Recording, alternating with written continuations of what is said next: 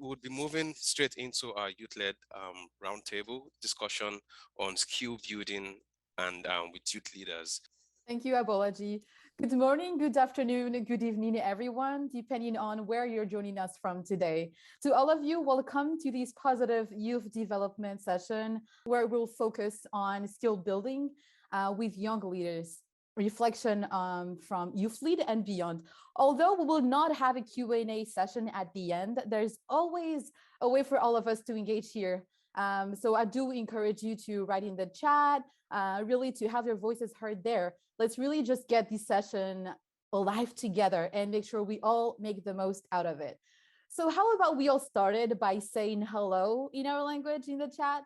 Tell us where you're joining us from today, and at any time, feel free to post your questions, thoughts in the chat and get the conversation going there.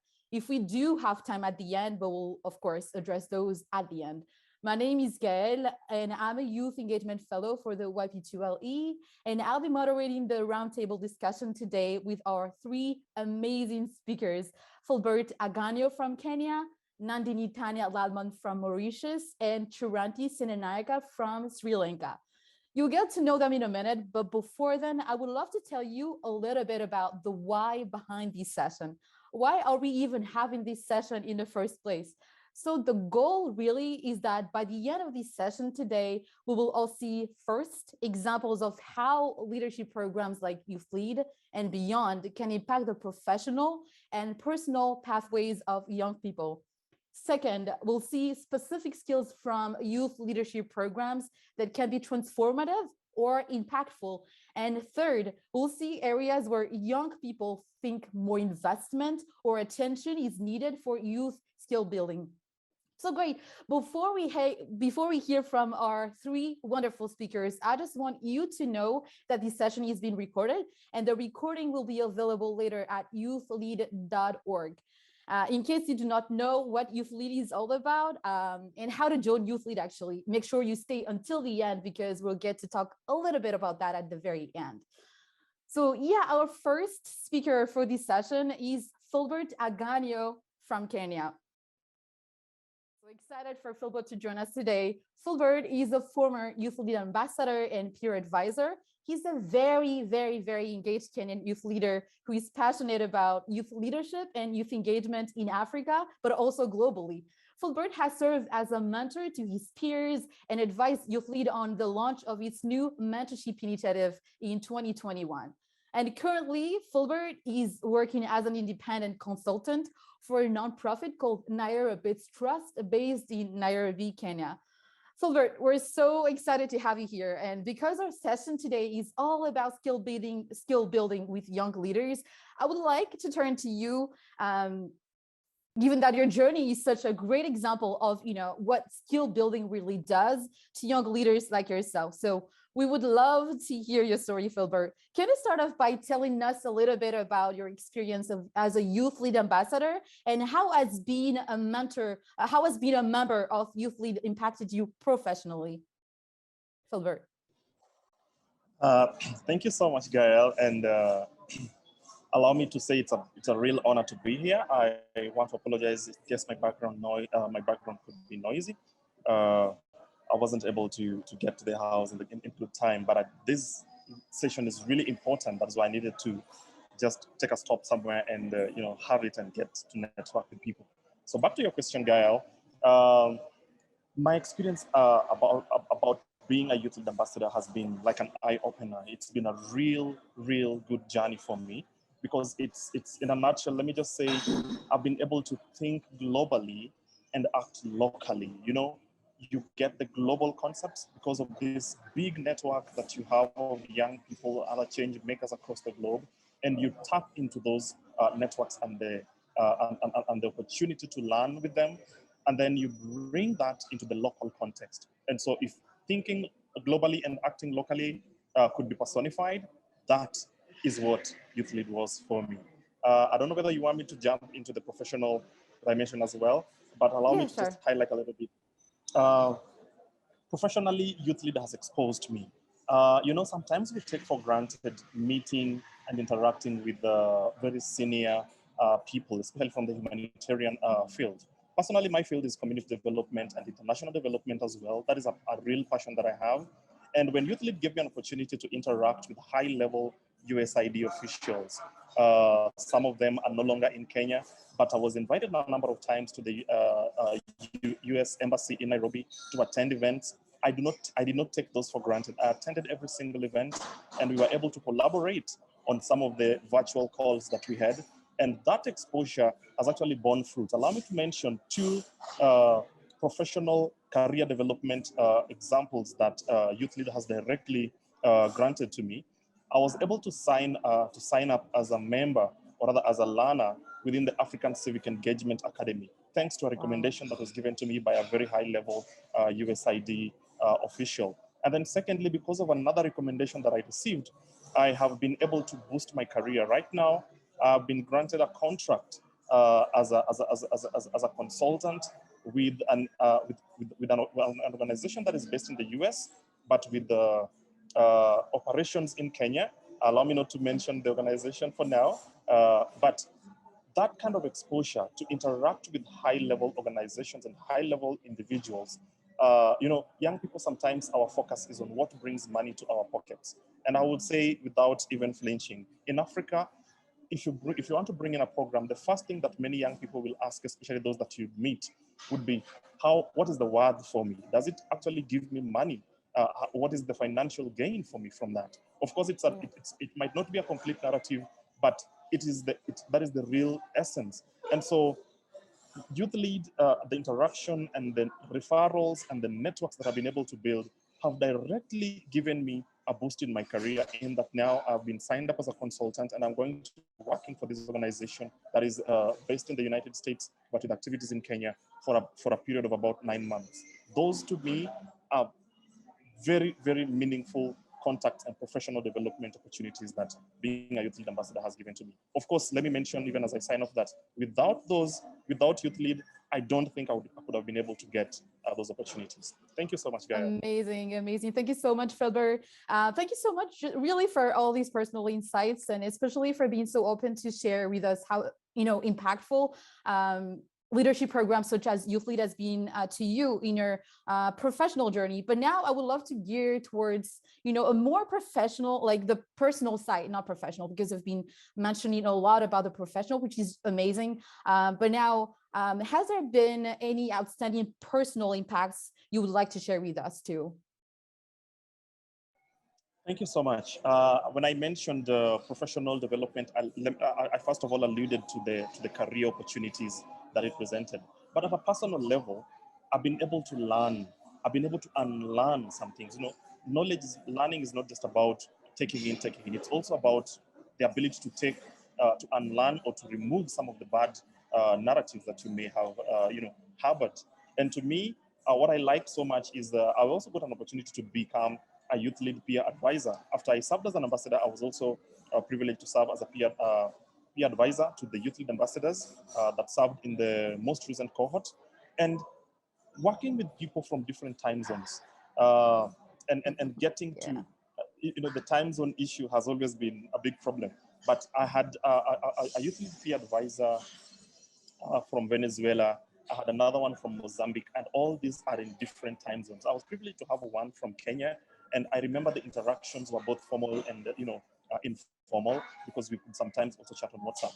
Now, in terms of scheduling my own work, I had to learn a great deal of scheduling. Not to say that I was a bit careless in the past, but the professional kind of scheduling and time management. And also I had to take courses on project management, which also boosted my professional profile. Lastly, let me mention the patience. You have to be patient. This is a personal attribute. And within someone's attitude, they say that your attitude determines the altitude, it determines how you're going to carry on in the course of the day. So when you begin your day and you have a calendar that you've already planned, all these are things that I learned through YouthLead. Of course, now the information and the knowledge is all over. People can learn this differently. But at a personal level, if not for YouthLead, I wouldn't have been able to learn some of these professional and even personal growth. Being calm, having a great attitude, time management, skills, practical skills that determine the success that we carry out in each and every step that we take in life. Thank you so much, Gail. Wonderful, Philbert. Thank you so much. Thank you so much. It's amazing to hear your personal, the personal impacts that has actually brought you. Just amazing. Excited about the next speaker too, actually. Thank you so much, Philbert, again. Now I want to turn to our second speaker, Tanya. But before then, I would love our audience actually to get to know who this wonderful person is. So let me devote some time to introducing you, Tanya. Nandini Tanya Lallmon from Mauritius, appointed as African Union Youth Charter Hustler for Mauritius. Nandini Tanya Lallmon is a social justice activist advocating for the inclusion of youth voices in negotiation, planning, and decision-making processes. As United Nations Religion Fellow at Outright Action International, Tanya harnesses the international law system to protect LGBTQAI+ people from religion-based violence. Tanya is the advocacy and communications liaison of the YouthPower2 Learning and Evaluation Youth Advisory Group, where she endeavors to create learning, dialogue, and development spaces that are diverse, inclusive, and transformative. So, you know, Tanya, when we can tell from Philbert's story that he was one of the young people who benefited from life-changing programs when he served as a YouthLead ambassador. I also know he participated in the YALI program, for instance. The fact, though, is that not all the young people feel included or feel like they belong. So many people around the world really are marginalized. And can you share a little bit about your experiences working with young people who are marginalized? And how do you think YouthLead serves to support these young people? Sure. Thank you, Gail. Hi, everyone. As Gail mentioned, my name is Tanya, and I am from Mauritius. As community leader for internet health at Digital Grassroots, I foster the active appropriation by youth of their human rights in the digital space, with a focus on freedom of expression, right to information, and access to technology. In the wake of the pandemic, where historical inequalities have been exacerbated, I seek to empower marginalized groups to protect their rights to privacy and security in the physical and virtual worlds. I commend YouthLead for leveraging its platforms to create digital learning, dialogue, and development spaces that are diverse, inclusive, and transformative. Through the YouthLead Ambassadors Program, YP2LE Youth Advisory Group, and YouthLead Network, YouthLead actively amplifies unheard minority youth voices. Thank you. Thank you so much, Tanya. Thank you so much for sharing your experience with young people who are marginalized, and really just for being open to share your views on how YouthLead serves to support these groups of people. Now, from your own experience, what are your thoughts about how organizations include young voices in their decisions programs? Can you think of any room for improvement, for instance, that you would like to share with us today? Sure, thank you, Gail. From the appointment of the first UN Secretary General's Envoy on Youth in 2013 to the first African Union Envoy on Youth in 2018, international organizations have been positively paving the way for youth inclusion in negotiation, planning, and decision-making processes. Many other organizations have followed suit by hosting conferences, summits, and fora dedicated to youth. These have brought legitimacy to youth causes and credibility to youth voices. Unfortunately, tokenism still undermines youth involvement in many processes and events. Often, recommendations from youth participants are excluded from final reports and action plans. Youth participation needs to be qualitatively improved in the true spirit of the "Nothing about us without us" slogan. Thank you. Wow, Tanya, I think that the last slogan you just shared says it all. Nothing about us without us. So thank you for that. That was very eye-opening, at least for me. When you said tokenism still undermines youth involvement in many processes and events, can you think of concrete actions or recommendations that should be taken seriously to prevent tokenism from happening over and over again? How do you think this can be avoided? Sure, thank you, Gail.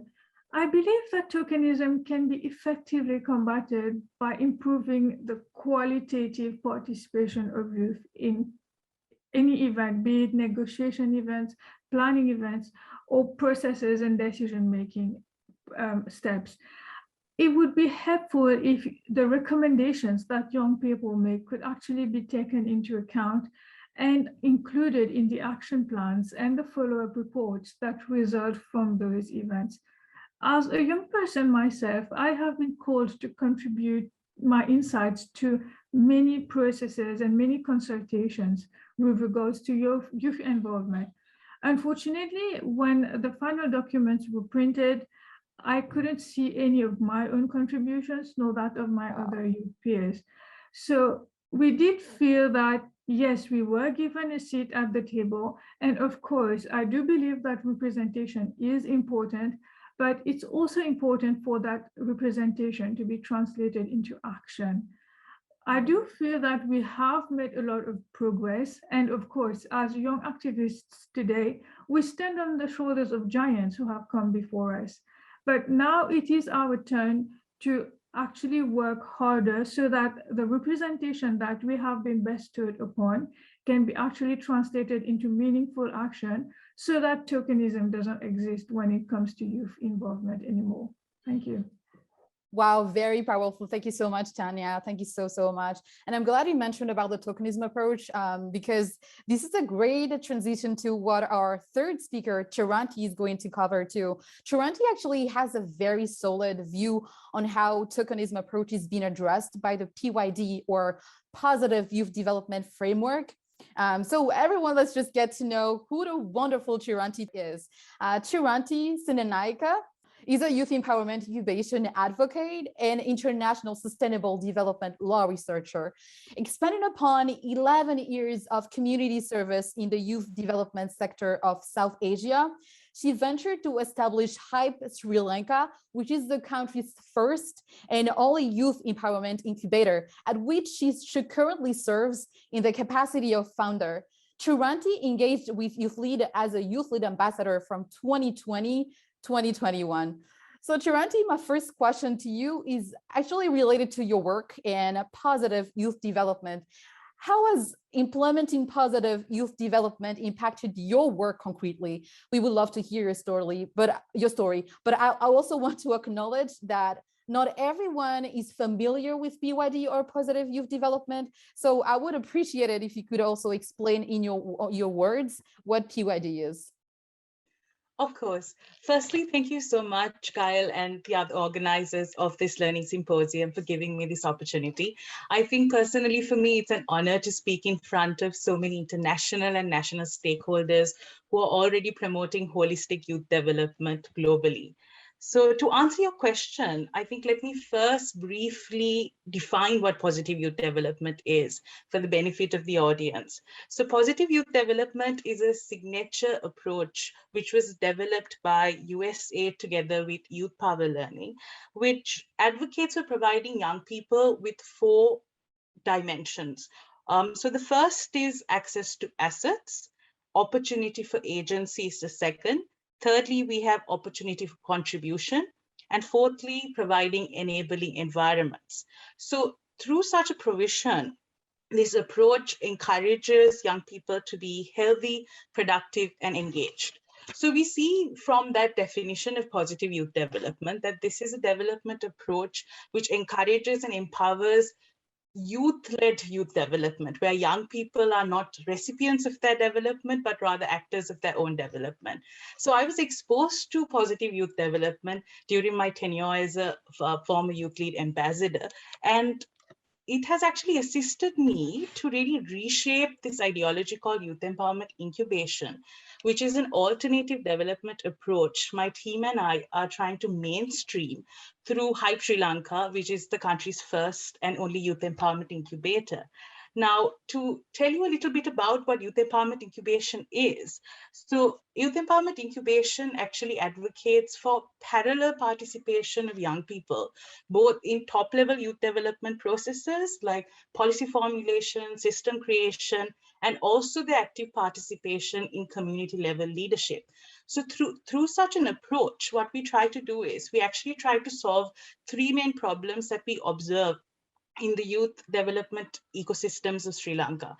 So the first problem is we're trying to counter over-dependence on the bottom to top approach. Secondly, we are also trying to transform youth development from a state-led process to a youth-led process. And thirdly, we are trying to create and encourage sustainable partnerships amongst the stakeholders of the national youth development system. So through that, what we see is positive youth development has actually, I would say, inspired me to work on youth empowerment incubation. And we see that it has inspired me to actually encourage, to look at macro level youth development and to look at systemic changes in terms of the youth development paradigms in Sri Lanka. Amazing. Thank you so much, Chiranthi. Since you mentioned earlier that you see youth empowerment incubation as the localization of PYD. Could you share some examples? I know you have a lot, some examples that really highlight where you think more investment or really attention is needed in youth development programming? Sure.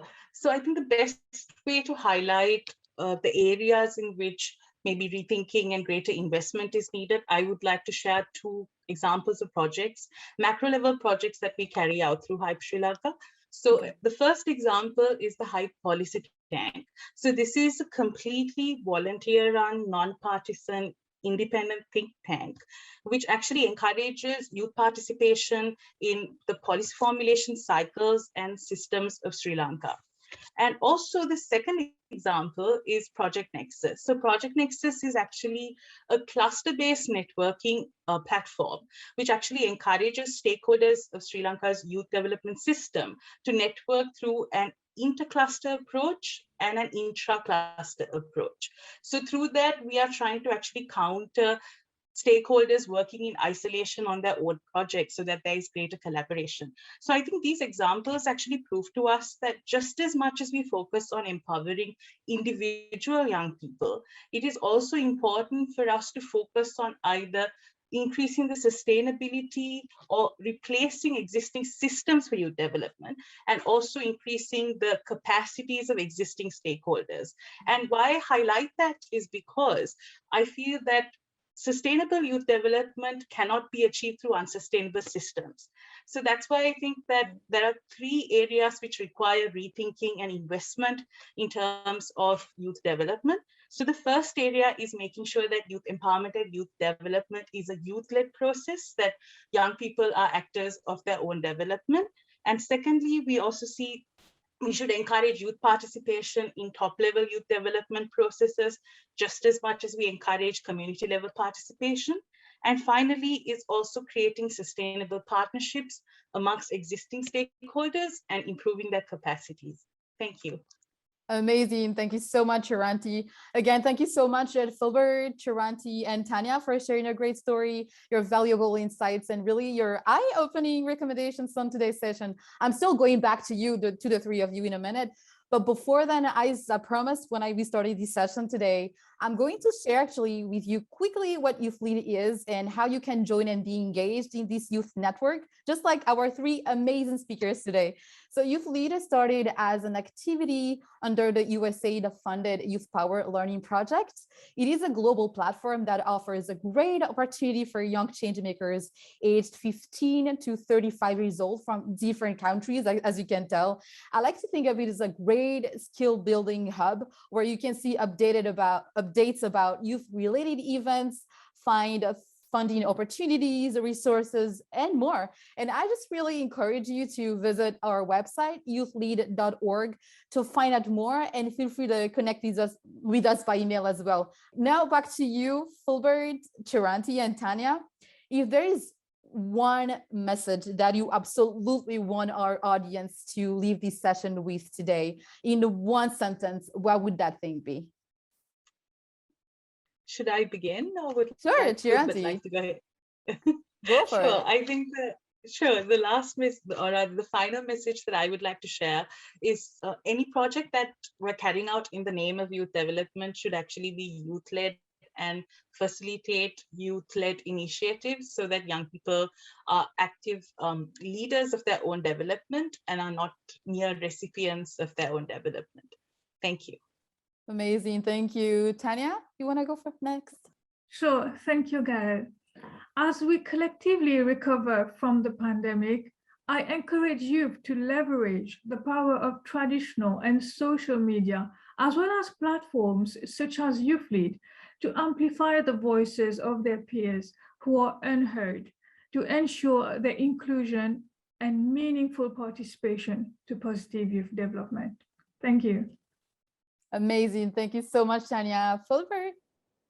Thank you so much. Mine would be to USAID, their deliberate areas of investments, maybe just to add my voice, youth coalition building, capacity building, and lastly, knowledge sharing platforms. Young people love to share knowledge and to network with each other.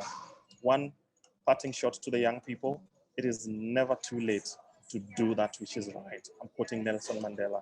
If you want to begin now, you may want to begin that right now. It is never too late to do that which is right. Thank you so much, Gael.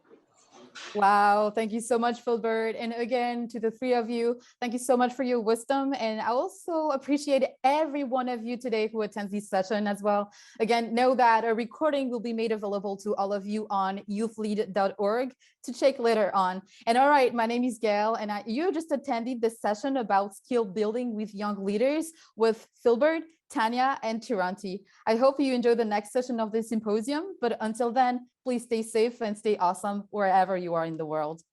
Bye.